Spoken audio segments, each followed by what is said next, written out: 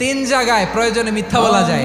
এক নাম্বার, আপনার ওয়াইফকে খুশি করার জন্য, সে একটু এরকম না বলে একটু কৌশল করে বললে খুশি হবে, ওটা বলা যায়। দুই নাম্বার, জীবন মরণের ব্যাপার, যান বাঁচানোর জন্য একটু কৌশল করে ঘুরিয়ে বললেন, এটা জায়েজ। তিন নাম্বার, দুইজন ঝগড়া লাগছে, তাদেরকে মিলিয়ে দেওয়ার জন্য কৌশল করে একটু মিথ্যা বলা, ঘুরিয়ে বলা যায়। দুইজনের মধ্যে দেখলেন যে সম্পর্ক খারাপ, একজনরে বললেন, ভাই সে তো ওই দিন আপনার ব্যাপারে অনেক প্রশংসা। কি আমার ব্যাপারে প্রশংসা? কি বললো? এই বললো আপনি নাকি এই করছেন ওই করছেন, অনেক প্রশংসা। লোকটার মন খুশি হয়ে যাবে তার ব্যাপারে, ঠিক কিনা? আবার তার সাথে যার ঝগড়া, ওরে যে বলুন, ভাই ওই দিন তো সে আপনার অনেক অ্যাপ্রিসিয়েশন করলো, অনেক, সে তো অবাক। কিন্তু বলে এই যে দুইজনের ব্যাপারে দুইজনের একটু ভালো ভালো কথা বলে দিচ্ছেন, একদিন দেখবেন রাস্তা দিয়ে হাঁটার সময় একে অপরকে সালাম দিয়ে ফেলছে, সালাম দিয়ে বুকে জড়ায় ধরছে, আছে না নাই? আবার মিলমিশ হয়ে গেছে। কিন্তু আমাদের স্বভাব হইলো, দুই প্রতিবেশী যদি একসাথে বসে একসাথে হাঁটে, দূর থেকে দেখলে আমাদের জলে, আছে না নাই?